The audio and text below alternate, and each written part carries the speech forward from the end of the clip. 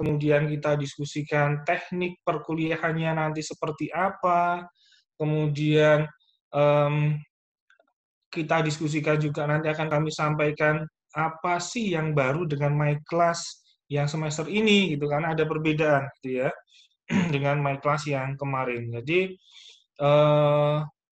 tujuannya sekali lagi biar teman-teman lebih siap atau lebih ngerti dengan apa yang akan kita diskusikan selama satu semester ini. Jadi ketika sudah ngerti apa yang akan dipelajari dan apa yang akan diskusikan, apa tugasnya, harapannya jauh lebih siap gitu ya, dan mau mempersiapkan dirinya, maksudnya ya ketika mau kuliah sudah baca materi terlebih dahulu. Materi kan sudah kami share nanti di My Class gitu ya. Jadi biar ketika apa namanya ada proses belajar seperti ini bisa cepat ngerti gitu. Nah, untuk teknik perkuliahan dulu lah sekarang. Jadi sangat susah untuk diprediksi ya, teman-teman juga pasti sudah ngerti. Susah untuk situasi sekarang untuk diprediksi kapan kita bisa offline, kapan kita mau online. Gitu. Kalau online bisa, Ding. Kalau online bisa terus-menerus ya. Yang offline-nya itu yang agak susah untuk bisa diprediksi karena meskipun kemudian rektorat sudah menyampaikan surat ke kami bahwa sebaiknya diselang-seling gitu ya. Jadi bulan Februari ini online, nanti bulan Maret itu offline, April online lagi, dan seterusnya selang-seling seperti itu. Tapi sangat situasional, itu tidak bisa dipastikan gitu kan. Itu perencanaannya seperti itu. Cuma misalnya besok bulan Maret gitu ya, misalnya ketika kita mau merencanakan offline ternyata situasi nggak kondusif. Misalnya ada Sivitas Akademika Visipol yang kena misalnya, positif misalnya, ya ditutup Visipol gitu kan, jadi ya nggak bisa gitu.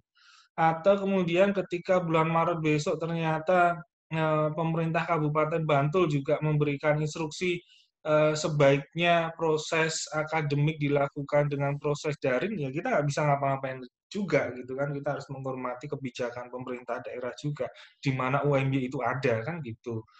Jadi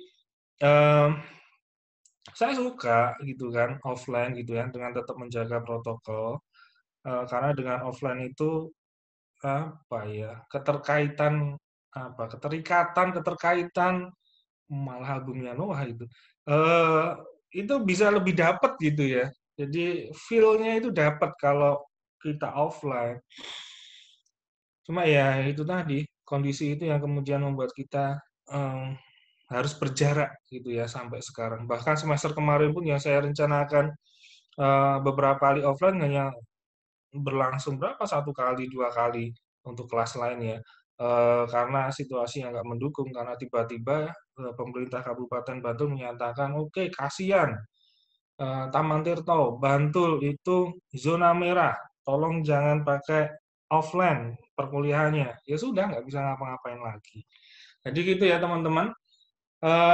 Desain mata kuliah kita untuk birokrasi pemerintahan sementara ini online gitu ya. Tapi saya nggak berani memastikan kapan bisa offline. Dan saya juga belum tanya ke teman-teman apakah lebih berminat online atau offline. Itu juga sebuah pilihan sih buat teman-teman gitu ya, karena harus dapat izin dari orang tua juga untuk bisa offline. Meskipun jujur saya suka juga kalau bisa offline gitu ya. Tapi ya itu tadi situasi yang sangat susah untuk bisa diprediksi. Oke ya, itu ya teknik perkuliahannya ya. Sekali lagi perencanaannya ini masih pakai online terlebih dahulu. Nggak tahu nanti bulan depan bisa offline atau enggak. Satu itu. Kemudian yang kedua terkait dengan yang baru nanti biar disampaikan agak belakang disambung sama Mbak Helen saja. Saya ngasih pengantar dulu ya mata kuliah birokrasi pemerintahan. Ini akan diampu oleh 2 orang teman-teman. Jadi yang sudah pernah ikut kelas Daspem kelas saya semester kemarin pasti sudah ngerti. Saya ditemani sama Mbak Helen,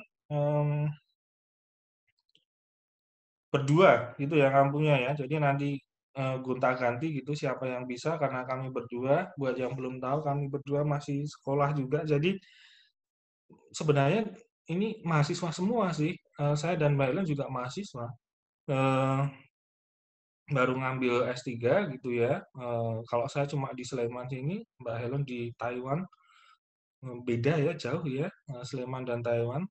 Eh, jadi siapa yang bisa nanti kami saling melengkapi, saling mengisi gitu ya. Jadi itulah alasannya kenapa saya lebih suka berdua seperti ini, karena saya juga punya kekurangan terkait dengan teknologi. Jadi nanti kalau urusan my class silahkan dengan Mbak Helen ya, teman-teman nanyanya gitu ya, terkait teknisnya. Misalnya ada yang kesulitan untuk presensi atau kesulitan untuk ngumpul tugas kuliahnya misalnya, langsung saja hubungi Mbak Helen, karena yang lebih ngerti dengan teknologi itu dari yang sudah ikut sosialisasi dengan intens intens itu yang Mbak Helen itu.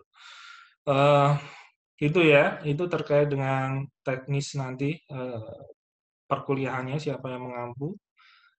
Teman-teman sudah mulai ngerti sekarang. Dan apa sih yang kemudian dipelajari di birokrasi pemerintahan ini gitu ya, yang itu yang nanti kita diskusikan hari ini, teman-teman. Jadi saya ingin mulai dulu dengan inilah apa, tiga lembaga negara kita gitu ya. Ada eksekutif, ada legislatif, ada yudikatif. Itu kan lembaga-lembaga sangat politis gitu ya. Lembaga-lembaga itu sangat politis. Meskipun nanti ada juga lembaga birokratisnya di situ.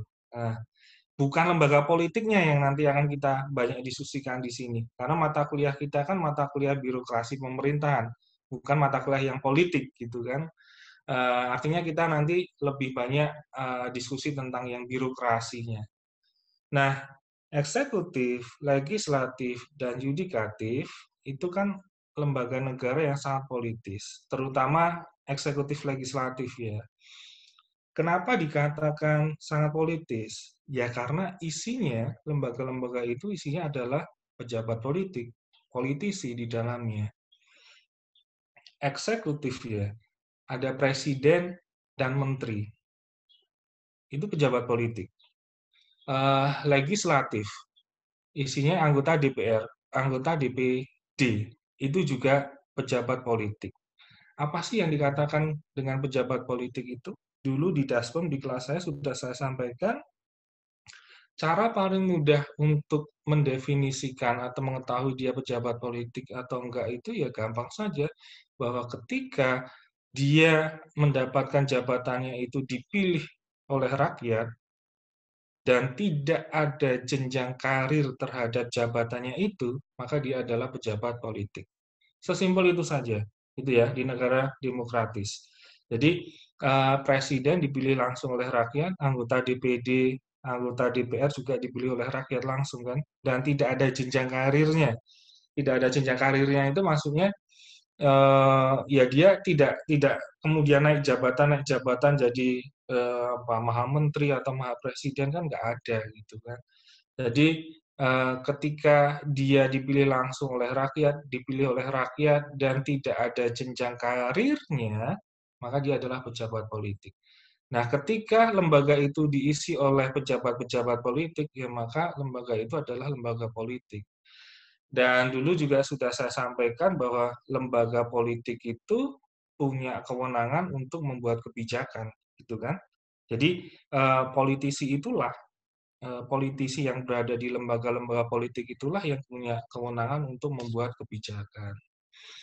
Nah, sisi lain ada namanya lembaga birokrasi. Nah, lembaga birokrasi itu sebagai lembaga yang mengimplementasikan kebijakan yang sudah dibuat oleh lembaga politik. Jadi produknya eksekutif dan legislatif tadi itu akan dilakukan atau akan diimplementasikan oleh birokrasi. Jadi birokrasi itu sebagai implementatornya gitu ya, sebagai implementator kebijakan yang sudah dibuat oleh lembaga politik. Oke, clear ya di sini ya.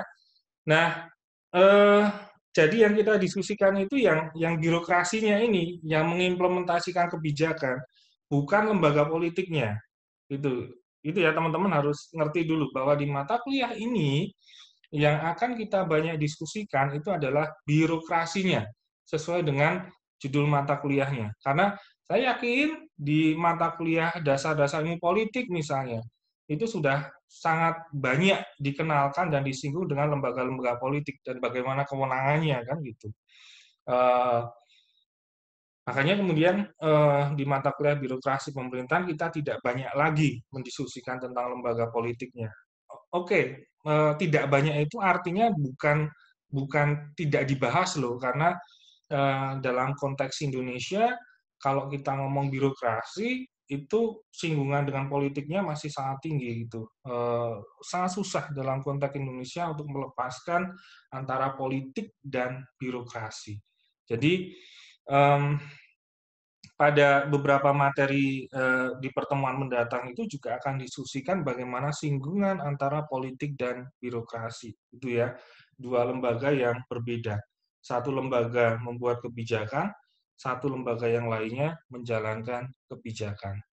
Nah, di situ apa namanya singgungannya gitu ya, atau batasan-batasannya yang nanti kita akan diskusikan selama 1 semester ke depan ini. Oke, nah barangnya itu apa sih gitu loh. Barangnya itu apa? Birokrasi itu barangnya apa gitu. Oke, yuk. Beberapa teman saya yakin juga sudah ngerti atau bahkan kalian sudah ngerti semua juga. Cuma saya ingin menegaskan saja gitu ya. Kalau di pusat misalnya, di pusat ya, yang disebut dengan lembaga birokrasi itu yang mana sih gitu. Oke, kita lihat dulu di eksekutifnya. Tadi saya sampaikan kan bahwa presiden dan menteri itu lembaga politik. Dia politisi gitu kan, karena dipilih oleh rakyat presidennya gitu ya, dan tidak ada jenjang karirnya. Cuma di eksekutif sendiri itu pun ada lembaga birokrasinya. Apa itu namanya? Kan di sana ada sekretariat negara, itu ya. Eh, Menteri Sekretariat Negara juga ada kan, dan itu ada kantornya. Nah, pegawai-pegawai yang kerja di sekretariat negara itulah yang kemudian menjadi birokrasinya eksekutif di pusat sana, gitu ya. Jadi barangnya itu salah satunya. Kemudian yang kedua, menteri. Menteri-menteri itu akan dibantu oleh direktur jenderal, gitu ya jabatannya, direktur jenderal.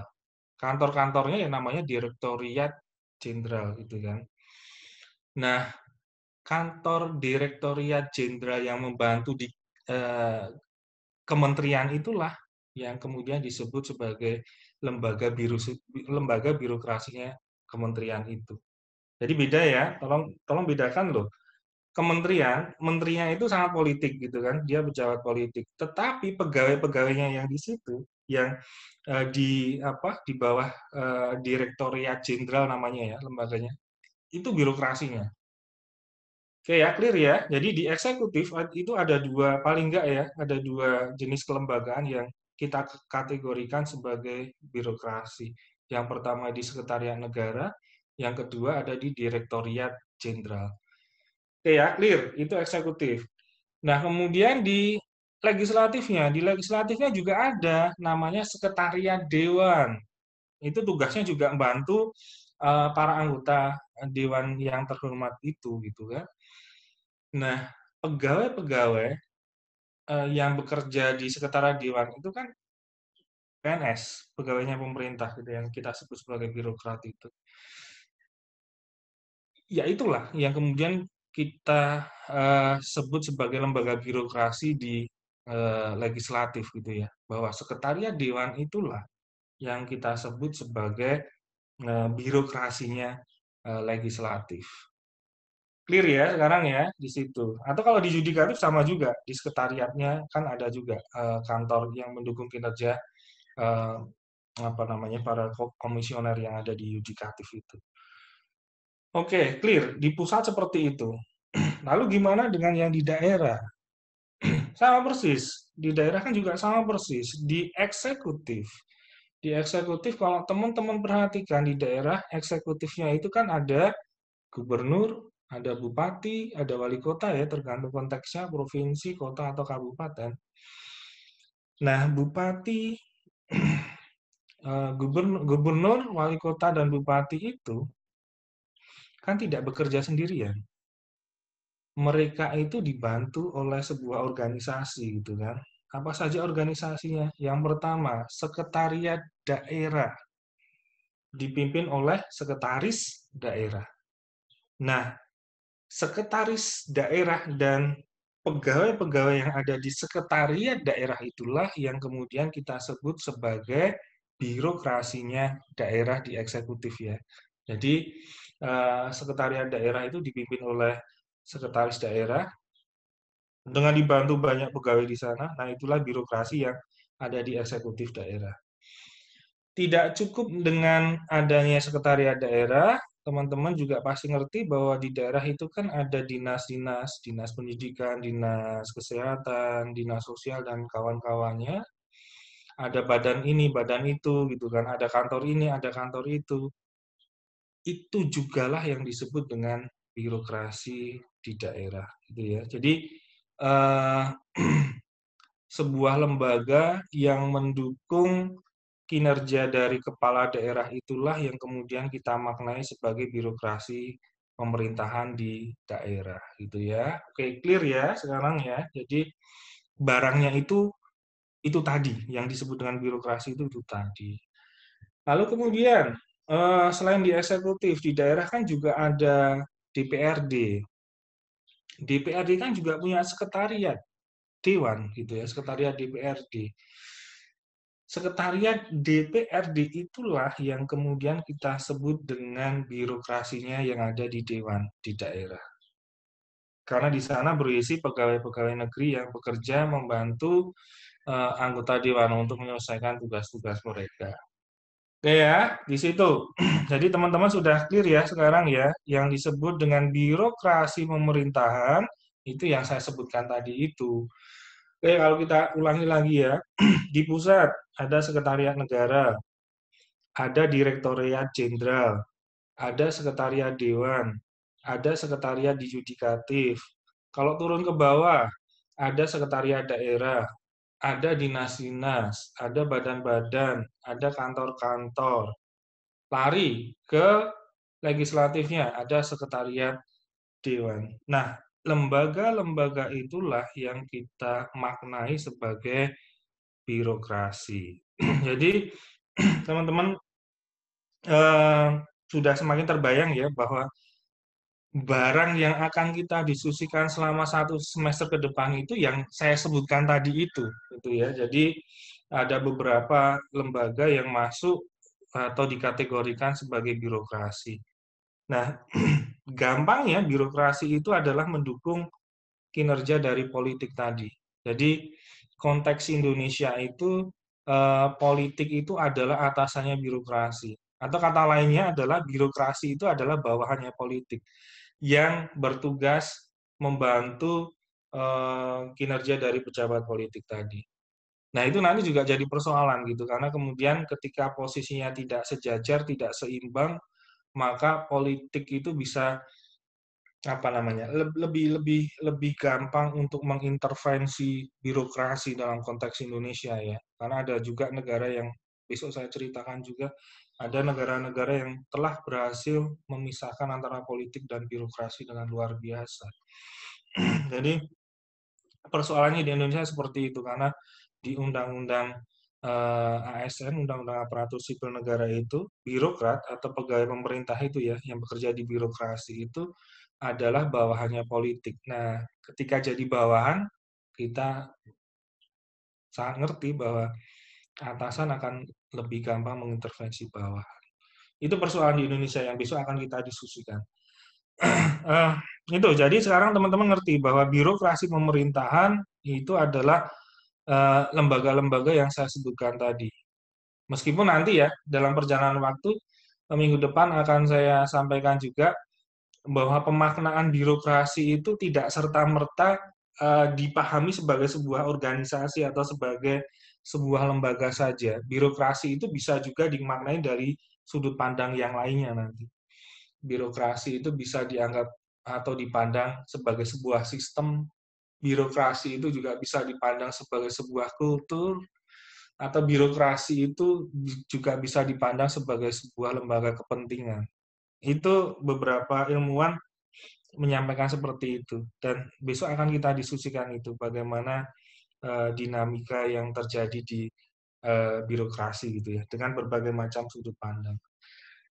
Nah, itu pengantarnya ya teman-teman. Jadi nanti teman-teman akan lebih banyak membahas yang aspek birokratisnya, aspek administrasinya gitu kan. Karena kalau aspek politiknya meskipun akan kita bahas, tapi nggak akan banyak kita singgung karena sudah didiskusikan di mata kuliah yang lain. Oke, itu. Nah, artinya apa? Ya, tentu saja minggu depan kita akan memulai dengan mendiskusikan apa sih sebenarnya birokrasi dari berbagai macam sudut pandang gitu ya. Apa fungsinya, apa perannya gitu. Terus bagaimana kedudukannya, eh, strukturnya seperti apa, bagaimana birokrasi itu bekerja. Lalu kemudian tentu juga kita akan membahas apa saja penyakit-penyakit dari birokrasi. Bagaimana kemudian birokrasi itu juga harus mampu eh, mensupport terwujudnya good governance misalnya. Lalu bagaimana kemudian birokrasi itu berhubungan dengan lembaga-lembaga negara lainnya. Itu yang akan banyak kita singgung nanti, detailnya Mbak Helen yang akan menjelaskan per materi itu seperti apa ya per minggunya gitu. Apa saja materi yang akan didiskusikan. Tapi poin pentingnya yang saya ingin concern ke teman-teman hari ini adalah saya ingin memastikan teman-teman sudah mulai clear ya bahwa barang yang akan kita diskusikan itu ya lembaga yang tadi saya sebutkan gitu, bukan bukan lembaga yang lainnya, yang bukan masuk ke wilayah birokrasi. Meskipun beberapa akan kita singgung juga karena eh, terutama politik gitu ya, karena singgungan antara politik dan birokrasi yang sangat sulit dihindarkan dalam konteks Indonesia. Itu teman-teman. Jadi seperti itu yang bisa saya sampaikan sebagai pengantar, dan nanti Mbak Helen akan menunjukkan eh, materi per minggu itu seperti apa, apa saja yang akan diskusikan, terus ada 16 kali pertemuan ya, 16 minggu, di dalamnya nanti ada materi, ada diskusi, ada review artikel gitu. Jadi interaktif juga gitu di My Class nanti. Oke, gitu Mbak Helen pengantarnya. Yuk, tolong sekarang ditunjukkan kira-kira seperti apa pertemuan per minggunya.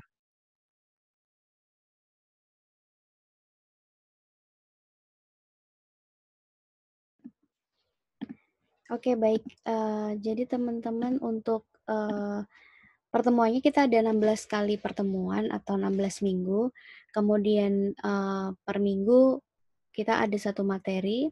Dan yang saya pengen pastikan pertama adalah teman-teman mohon untuk dicek apakah nama teman-teman sudah terdaftar di mata kuliah birokrasi pemerintahan kelas B atau belum di My Class, karena ini masih awal perkuliahan, jadi mungkin adminnya juga ada miss gitu ya. Jadi nanti teman-teman silahkan cek untuk presensi itu akses My Class.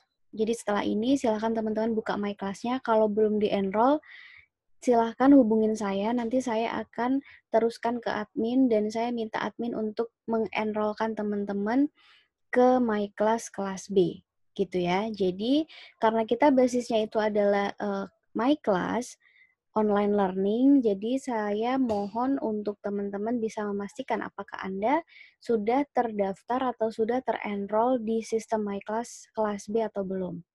Itu pertama. Kemudian yang kedua,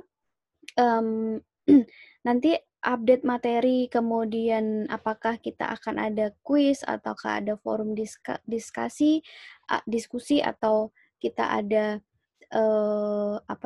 tugas, nanti semuanya ada di My Class itu.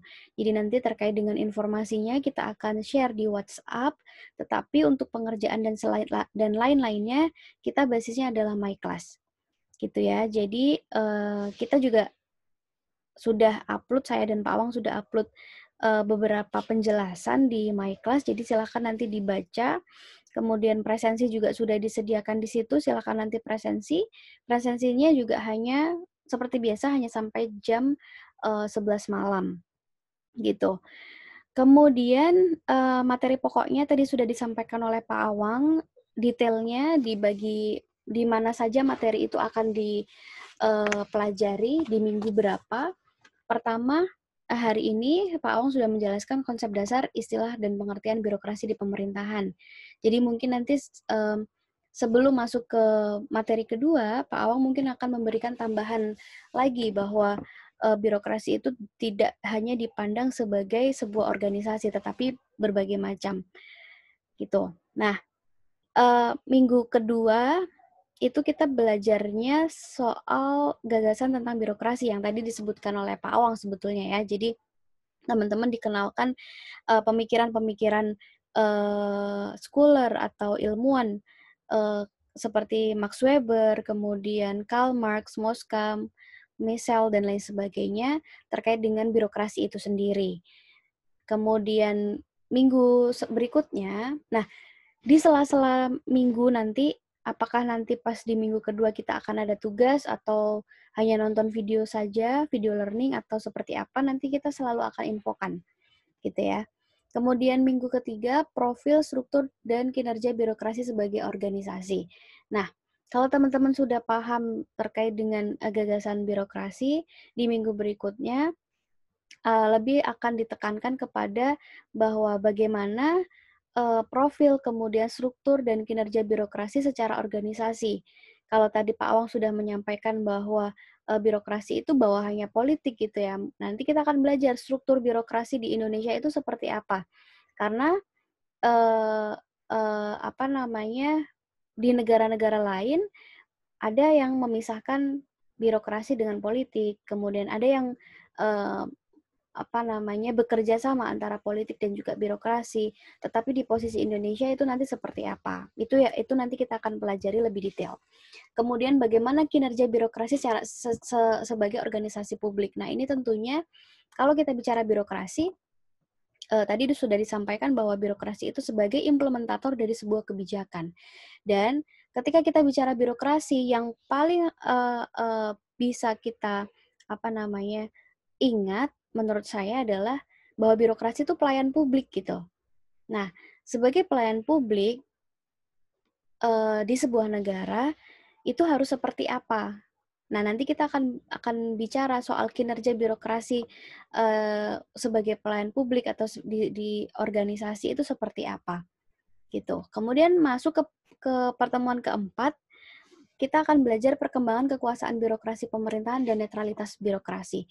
Karena kita tahu kalau kita bicara sejarah birokrasi di Indonesia, zaman dulu mungkin birokrasi itu masuknya ke Partai Golkar gitu ya. Kemudian sekarang harus ada netralitas birokrasi. Birokrasi itu kalau misalnya mau terjun ke dunia politik harus melepaskan identitas dia sebagai birokrasi. Nah, itu kenapa kok harus ada netralitas birokrasi?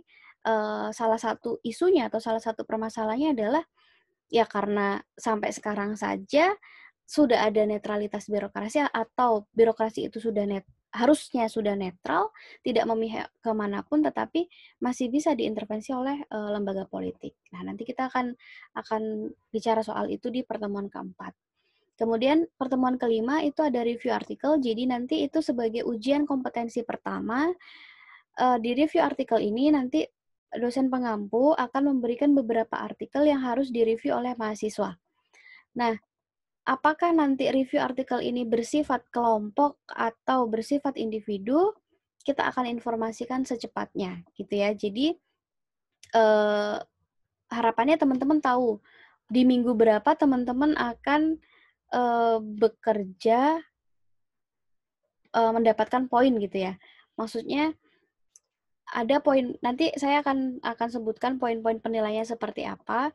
Jadi nanti tolong disiapkan gitu. Nah, di review artikel ini ya karena teman-teman sudah semester 2 dan kalau dulu mengambil mata kuliahnya Daspam di Pak Awang, saya juga sudah ajarkan bagaimana cara mereview artikel, dibikin sebuah PPT ataupun dibikin di Word atau dokumen gitu. Tapi nanti don't worry, yang lain juga sebelum review artikel saya akan jelaskan lagi gitu. Kemudian di poin ke-6 atau meeting ke-6 kita akan belajar peranan dan tugas birokrasi. Sebetulnya sebagai pelayan publik, sebagai implementator dari sebuah kebijakan, apa sih peran dan juga tugasnya seorang birokrat atau apa tugas dan fungsi dan peranan seorang atau birokrasi gitu. Kemudian masuk ke poin ke-7 atau meeting ke-7, pertemuan ke-7, teman-teman akan dikenalkan dengan konsep modern birokrasi. Konsep modern birokrasi ini ada beberapa model sebetulnya, jadi nanti akan dijelaskan apa saja model modern birokrasi. Kemudian selanjutnya di pertemuan ke-8, teman-teman akan lebih detail bicara soal birokrasi dan politik. Karena tadi di awal Pak Awang sudah menjelaskan bahwa birokrasi kita itu sampai hari ini tidak bisa lepas dengan yang namanya politik. Sehingga nanti kita akan bahas bagaimana hubungan birokrasi dan politik itu sendiri. Gitu. Setelah pertemuan ke-8, teman-teman akan menghadapi ujian tengah semester atau ini menjadi poin penilaian kedua sebagai ujian kompetensi 2. Jadi di UTS ini materi kedua atau materi pertama tentang konsep dasar hingga materi ke-8 akan diujikan. Jadi materinya ada 8 pertemuan yang akan diujikan di ujian tengah semester. Setelah ujian tengah semester, teman-teman akan melanjutkan materi di pertemuan ke-10, yaitu fungsi birokrasi dan model pengendalian birokrasi. Nah, ini hampir sama sebetulnya apa sih peranan dan tugas, kemudian fungsi birokrasi, hampir sama gitu ya, tetapi yang lebih ditekankan di pertemuan 10 adalah bagaimana model pengendalian birokrasi gitu. Jadi ada beberapa ada beberapa model atau beberapa cara untuk pengendalian birokrasi gitu. Setelah itu kita akan belajar soal patologi birokrasi. Nah, tadi ya sudah disebutkan oleh Pak Awang bahwa patologi birokrasi itu penyakit birokrasi. Penyakit birokrasi itu ya macam-macam. Ada misalnya soal netralitas birokrasi itu masih banyak ditemukan bahwa ternyata birokrat itu masih ikut kampanye sembunyi-sembunyi dan lain sebagainya. Atau kita bicara soal disiplin PNS, kemudian intervensi politik kepada birokrasi itu juga sebagai penyakit birokrasi. Nah, nanti kita akan memetakan atau mengidentifikasi apa saja sih persoalan atau penyakit yang ada di birokrasi kita, gitu. Jadi, ketika kita melihat bahwa common issue atau problem penyakit birokrasi yang ada biasanya itu seperti ini. Kemudian kita bisa mengidentifikasi yang di Indonesia sekarang itu apa saja yang menjadi penyakitnya gitu. Nah, setelah itu di pertemuan ke-12 kita bicara soal reformasi birokrasi dan pengendalian korupsi. Nah, ini nyambung dengan yang namanya patologi tadi, bahwa penyakit itu harus ada solusinya gitu kan. Salah satu solusinya yaitu dengan mereformasi birokrasi. Nah, ini reformasi birokrasi ini sebetulnya kalau teman-teman mengikuti itu zamannya Pak Jokowi, reformasi birokrasi dengan nawacitanya itu sangat dikencarkan ya. Nah, kemudian nanti kita akan bahas apa saja reformasi birokrasi yang sudah dilakukan belakangan tahun ini, kemudian bagaimana pengendalian korupsi. Nah, di sini nanti kita akan bicara soal merit system. Merit system itu adalah apa namanya, salah satu cara untuk apa, me mengendalikan korupsi atau membuat performa seorang birokrat itu menjadi lebih baik. Karena ketika apa namanya, menerapkan merit system, karena itu basisnya adalah performa atau kinerja, nanti akan dapat reward, ada dapat punishment, rewardnya bisa dipromosikan, rewardnya bisa apa namanya, gaji naik atau lelang jabatan. Kemudian kalau kita bicara punishment-nya bisa dimutasi atau diturunkan satu tingkat dari jabatannya dan lain sebagainya. Gitu, nanti kita fokusnya di situ untuk reformasi birokrasi dan pengendalian korupsi. Nah, setelah itu kita akan ada diskusi forum. Apa sih Mbak bedanya diskusi forum dengan diskusi forum-forum yang lain yang ada di pertemuan, mungkin setiap pertemuan kita akan ada diskusi forum. Nah, diskusi forum ini sebagai ujian kompetensi 3, jadi nanti bedanya adalah kalau diskusi forum yang biasanya kita lakukan, itu kan teman-teman dikasih waktu 1 minggu pengerjaan. Jadi misalnya hari ini dikasih tugas, minggu depan itu deadline-nya. Nah, tetapi kalau kita di pertemuan 13, itu nanti kita akan strict on the time, jadi waktunya dibatasi, sangat dibatasi, mungkin hanya 2 jam atau bahkan 1 jam misalnya. Kemudian nanti teman-teman di situ kayak beropini aja, berargumen, kemudian menanggapi argumen orang lain. Jadi nanti dosen melemparkan sebuah isu, kemudian dijawab, kemudian setelah jawab harus bisa menanggapi tanggapan atau opini dari teman yang lain. Nah, itu nanti akan menjadi poin. Jadi, kenapa saya bilang di sini diskusi forum besar atau big discussion, karena di sini di diskusi 13 inilah teman-teman itu yang paling aktif gitu. Jadi saling mengomentari, kemudian nanti apa namanya, saling memberikan tanggapan. Tetapi kalau di diskusi-diskusi lainnya, itu hanya mereview sebuah materi. Jadi misalnya kalau kita bicara birokrasi dan politik misalnya, kemudian nanti saya kasih forum di my class, eh, kemudian teman-teman harus beropini gitu ya. Nanti yang nilai Pak Awang dan saya. Tetapi kalau di diskusi forum besar atau di pertemuan 13 ini, karena sebagai UK3, kita memberikan batasan waktu yang limit atau yang terbatas, kemudian nanti kita lihat apakah teman-teman semua itu memberikan tanggapan, kemudian uh, ini berpikir berpikir cepat dan uh, kritis ya. Jadi kalau misalnya di pertemuan sebelumnya, di diskusi-diskusi yang jangka waktunya 1 minggu, itu teman-teman masih bisa mencari untuk jawaban saya benar nggak ya, jawaban saya mau lihat dulu di internet seperti apa dan lain sebagainya. Tetapi kalau di diskusi forum ini, pure betul-betul seperti di kelas aja, bedanya online gitu.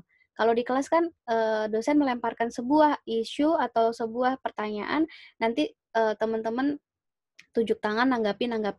Nah, persis gitu, gitu ya. Jadi diskusi forum ini, di forum 13 ini harus diingat bahwa pengambilan nilainya itu dari opini yang dikeluarkan oleh teman-teman dan tanggapan juga. Jadi kalau yang nggak memberi tanggapan mungkin nilainya hanya setengah, tetapi yang memberi tanggapan kemudian nggak sempat untuk melihat internet contekan dan lain sebagainya, jadi harus ngetik, harus apa yang ada di pikiran teman-teman harus dikeluarkan, ketikan gitu ya. Kalau di kelas kita bisa ngomong, tapi kalau di online ya harus bekerja dengan jari gitu. Kemudian di meeting 14 atau pertemuan 14 kita akan belajar good governance. Nah, yang sudah mengambil kelasnya Pak Awang, tentu ini nggak asing lagi karena good governance ini paling kita bahas ya. Maksudnya teman-teman sudah membuat review artikel, kemudian teman-teman juga dikasih video pembelajaran, kemudian teman-teman saya ingat bahwa Pak Awang ini masuk offline ke kelas, jadi salah satunya mengajarkan tentang good governance. Jadi menurut saya apa sudah cukup cukup banyak materi good governance, tetapi yang ada di birokrasi pemerintahan, good governance ini kita khususkan atau kita detailkan di organisasi birokrasi gitu. Bagaimana good governance itu diterapkan di birokrasi pemerintahan. Kemudian materi selanjutnya, meeting ke-15 itu hubungan birokrasi dan negara, yang tadi saya sebutkan bahwa birokrasi itu identik dengan pelayan publik ya, jadi public servant.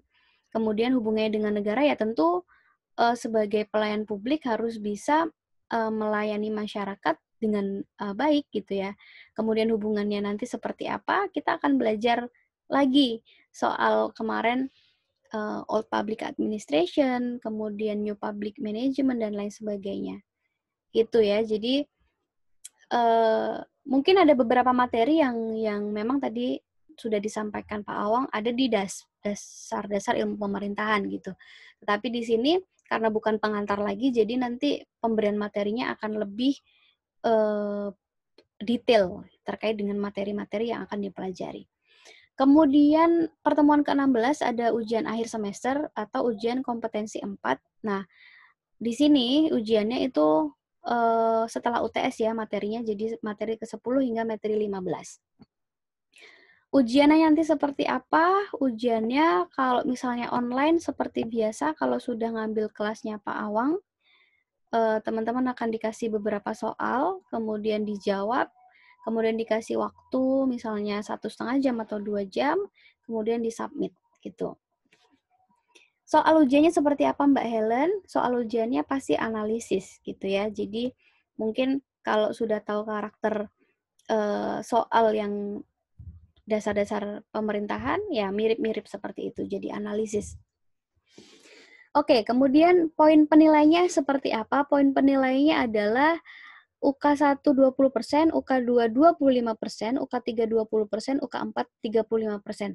Tetapi karena mengingat teman-teman itu masih ada kuis, kemudian tugas, kemudian forum, jadi nanti apakah forum dan diskusi itu akan dimasukkan ke bagian UK mana, nanti saya akan diskusi dengan Pak Awang karena diskusi forum, kemudian kuis dan tugas yang tidak ada disebutkan di 4 komponen ini, itu akan menjadi poin tambahan. Jadi poin tambahan sekarang tidak bisa dimasukkan akhir-akhir, tetapi harus tercantum di my class dan penilaiannya di mana itu jelas gitu ya.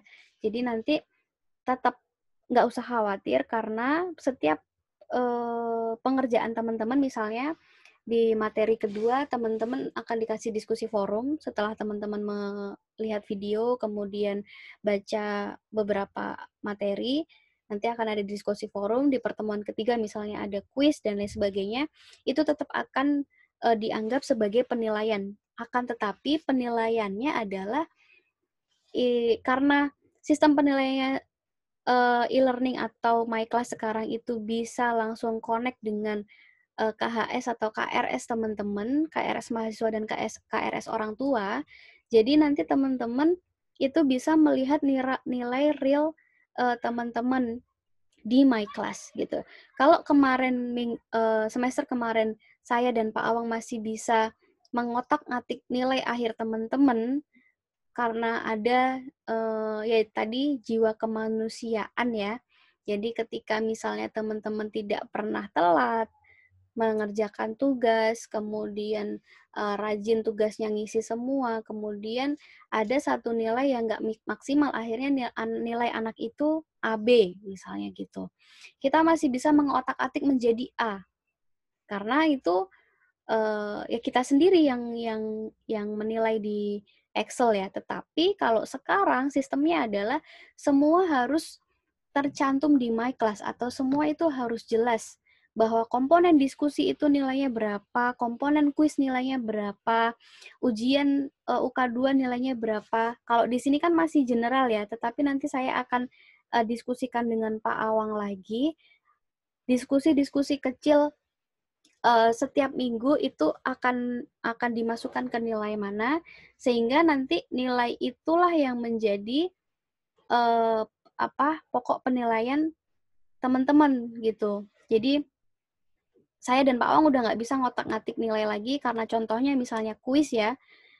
Kuis itu tidak bisa diedit teman-teman. Jadi kalau misalnya teman-teman submit nilainya angka 20 dari 100 atau nilainya 50 dari 100, ya nilainya sesegitu. Kalau yang kemarin, karena nilai kuis teman-teman itu rata-rata itu masih di bawah 60, jadi saya dan Pak Wang bisa naikkan nilai kuis.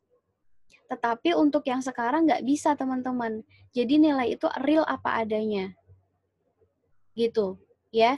Jadi saya mohon kerjasamanya, kalau teman-teman mau nilainya A, nilainya nggak berubah, jadi nilai dapat A itu minimal 80 dari universitas, itu maksudnya tidak ada perubahan apakah nilai A sekarang harus 90, enggak, tetapi tetap jadi teman-teman kalau pengen dapat nilai A minimal 80, dapat AB 75 sampai 80. Dapat B 65 sampai 75, dapat BC 60 sampai 65, dapat C 50 sampai 60, D dan E di bawah 50. Jadi saya minta tolong kerjasamanya, kalau ada instruksi apapun, jangan di-skip. Kalau ada instruksi di WhatsApp, atau kalau misalnya di My Class itu nanti akan ada instruksi untuk mengerjakan seperti apa, deadline-nya kapan, tolong diperhatikan. Gitu ya. Karena nggak mungkin misalnya kalau yang kayak pengalaman Pak Awang dan saya semester lalu, di UTS misalnya, teman-teman nggak bisa mengerjakan online karena My Class-nya error misalnya gitu. Masih bisa kirim ke WA, nggak usah di-upload gitu. Nah, tetapi sekarang kan nggak mungkin, karena connected dengan KRS langsung, jadi teman-teman Pak Awang dan saya nggak perlu ngasih nilai lagi ke program studi atau jurusan untuk di-input nilainya, tetapi itu teman-teman nanti langsung bisa melihat kalau penilaiannya sudah selesai, kelasnya sudah selesai, nggak usah nunggu seminggu 2 minggu, langsung keluar nilainya di KRS. Karena sistem penilaiannya sekarang semua online. Jadi saya nilai kerjaan teman-teman ya online. Jadi teman-teman juga bisa tahu nilai teman-teman langsung. Dan sekali lagi, nilai itu tidak bisa saya rubah lagi. Gitu ya. Jadi, nggak mungkin kalau teman-teman nggak mengumpulkan tugas, terus tiba-tiba saya kasih nilai 90. Karena nggak ada barangnya. Kalau teman-teman, Mbak saya ngerjain, saya kirim ke WA-nya Mbak Helen ya. Tapi di bukti online-nya nggak ada. Nah, itu kan jadi pertanyaan gitu. Gitu ya, jadi tolong dengan sangat saya mohon kerjasamanya terkait dengan waktu pengerjaan. Itu yang menurut saya strict gitu ya. Jadi kalau misalnya waktunya seminggu ya tolong jangan lebih dari seminggu. Kalau waktunya 1 jam, 2 jam, tolong punya waktu, estimasikan waktu untuk mengupload misalnya setengah jam sebelum waktunya ditutup gitu.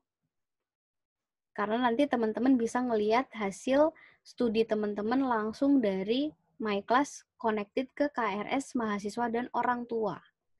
Gitu ya. Jadi itu pesan saya, dan kalau mengerjakan tugas tolong jangan plagiat lagi. Maksudnya walaupun tulisannya itu belum bagus, maksudnya masih merasa ya kan kita kan namanya belajar pasti kan ada salahnya sebelum jadi yang baik, kan pasti ada salahnya. Tetapi saya dan Pak Wang akan menghargai teman-teman yang punya pikiran sendiri, yang ngelihat dari buku, ngelihat dari internet nggak apa-apa sebagai referensi, tetapi pikiran itu cara mengonsepkan sesuatu ya dari pikiran teman-teman sendiri. Gitu ya. Kalau kemarin masih diampuni, yang plagiat itu masih dapat nilai 70 aja masih dapat. Kalau yang sekarang ya mungkin akan dipertimbangkan karena sudah semester 2. Sudah tahu dinamika atau sudah tahu proses perkuliahan itu seperti apa. Gitu teman-teman. Dan kalau ada yang nanya soal apa saja buku atau referensi yang bisa dibaca, saya dan Pak Awang sudah upload di My Class, jadi silahkan nanti dilihat daftar pustakanya, dan kalau misalnya memungkinkan silahkan di-download dari sekarang materi-materinya, sembari menunggu materi yang akan diberikan oleh dosen pengampu. Gitu. Mungkin itu teman-teman, kalau misalnya ada pertanyaan, ada yang kurang jelas, monggo silahkan ditanyakan. Ada pertanyaan? Teman-teman?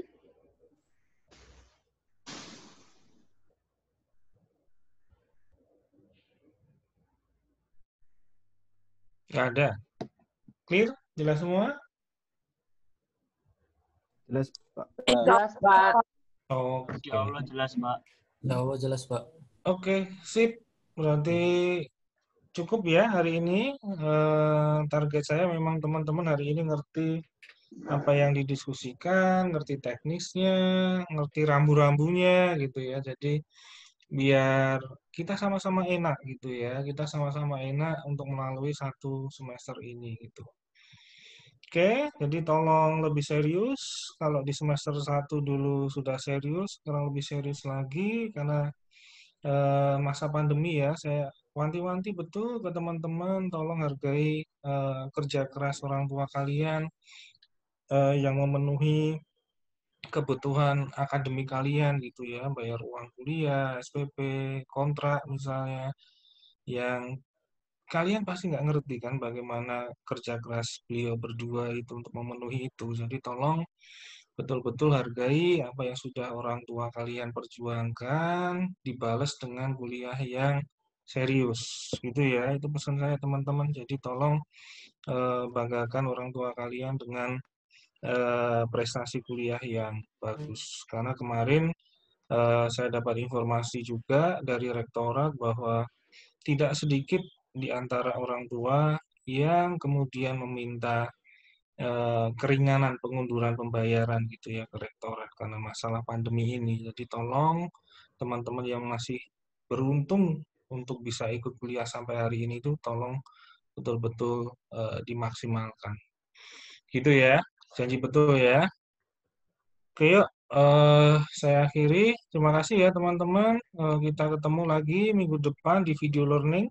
Nanti mungkin 2 atau 3 pertemuan baru ada lagi tatap muka langsung seperti ini lagi biar apa namanya ada klarifikasi juga, ada review materi dan juga klarifikasi terutama gitu ya. Oke, terima kasih ya. Saya tutup. Assalamualaikum warahmatullahi wabarakatuh. Waalaikumsalam. Waalaikumsalam. Waalaikumsalam warahmatullahi wabarakatuh.